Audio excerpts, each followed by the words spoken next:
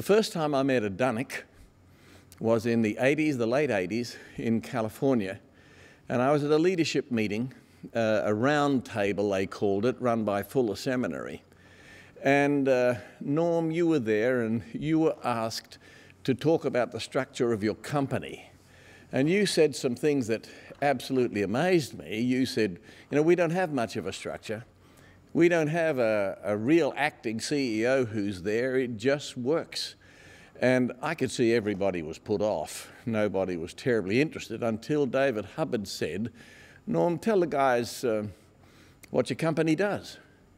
And when you said that you laid thousands of miles of blacktop road, you built bridges, you built golf courses, you controlled the wild rice industry, and you did all of this other stuff, aviation and other things, everybody was sitting on the edges of their seats, and they said to you, how does this work? And you made a statement that affected me very deeply and affected everybody else. You said it works because we're brothers.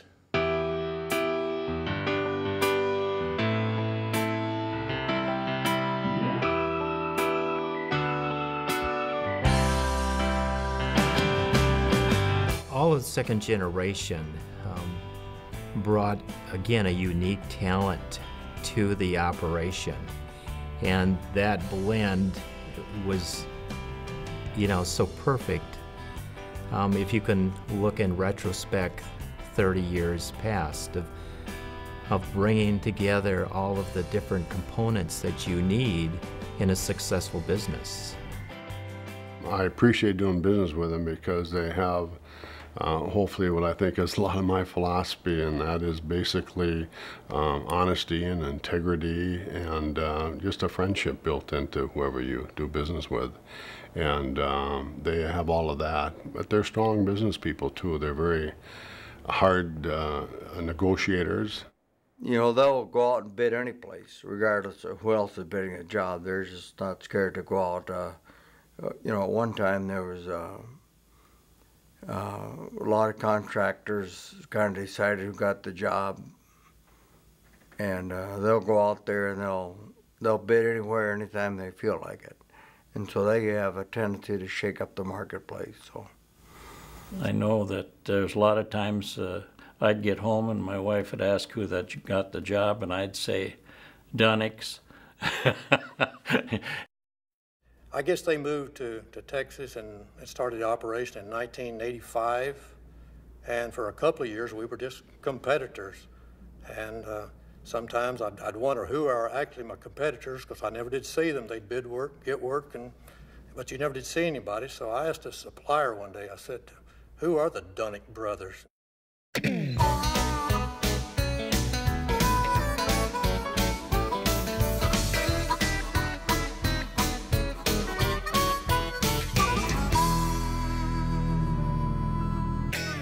Well, Curtis was their equipment guy. He was the mechanical genius. Kurt could say something to somebody in a way, and he'd really tick them off. But Willis could say the same thing, and they'd just love him, because Willis was more of a diplomat than Kurt. But yet, when it came to something technical, and that Kurt was the strong suit. Willis, I think, was very, very dynamic, a very good leader, personable, very personable, and he had something. There was something about him that he just made every person feel important and appreciated. Willis is a absolute beautiful gentleman. He is, again, like Harris, he's a tough negotiator, but he's very fair, and he's very personable. And I can't say enough about him. He's just a real sweet, wonderful man. Harris brings to, whether it's Duininck Companies or anybody that he's associated with, just a very street smart type individual. He can look at a situation and work through it very quickly. The prime thing I remember is how he had a reputation in the industry of being a tough guy to deal with. And that is just a front. Well, Harris and I always had fun together, but well, Harris would get in the airplane and he'd be figuring something or be trying to figure a job or something. And Harris is a kind of a character. He'd never have a pen, he'd never have a calculator, never have a piece of paper. Then when we got out of the airplane, he'd never have any money, so I'd always give him money. Larry, he's very focused, and when he goes out deer hunting, he's there to get his deer. When he's got a service problem on a piece of equipment, he's there to get it addressed. I was running a hot mix plant up at Turcoven somewhere in that area, and he was pushing aggregate into my hot mix plant. And all at once the belt went dry, and I shut down and walked back there and wondered what happened to Larry. And he come walking out of the cornfield with a shotgun and a pheasant in his hand. He was hunting pheasants. And I roused him about that ever since. I've always looked up to Lee. I've always appreciated his attitude towards people. He's honorable.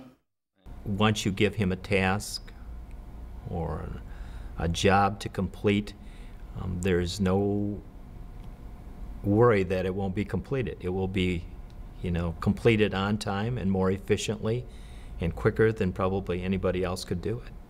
I think Norm was a visionary and very forward-thinking.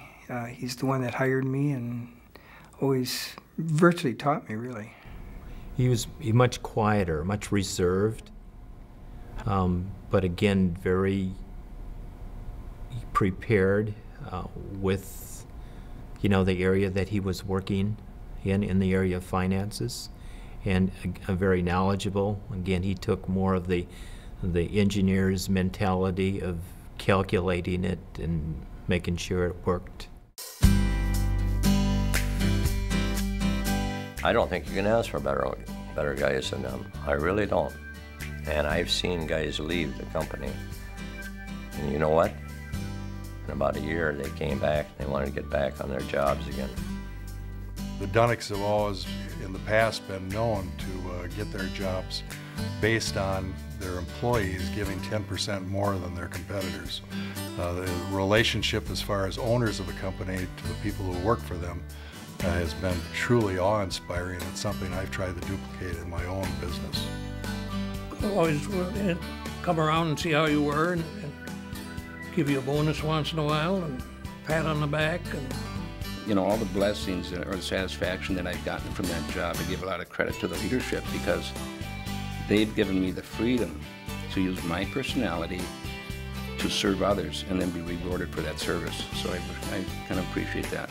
They're always accessible to almost any employee of the company that wants to visit with them about some issue or something. Including being sensitive to family issues that people have. They're I'd say very sensitive to that. It's nice when the boss knows your kids' names. And it's nice when the employee knows the boss's kids' names. They were just appreciative, and I got to be real friends with them, to be truthful with you. I mean, through the years, we went to basketball games in Princeburg, and some of them came to Benson to basketball games for my kids.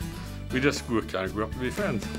The work was what we did during the day, but we still, enjoyed each other on the weekends and in the evenings and on vacations and wherever life would take us.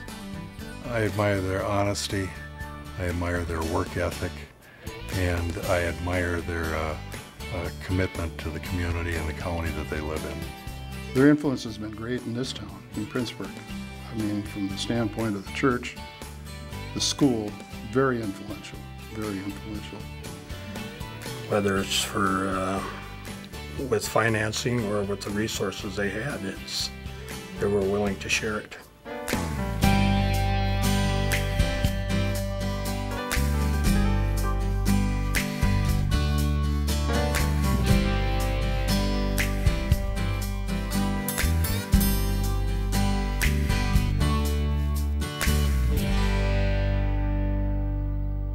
No one knows what the future holds and what's down the road, but I would say that I hope your roads are paved with concrete, overlaid with nice asphalt, and smooth running. And I just certainly wish you well. It's been a pleasure working with you. I've never regretted it for a minute.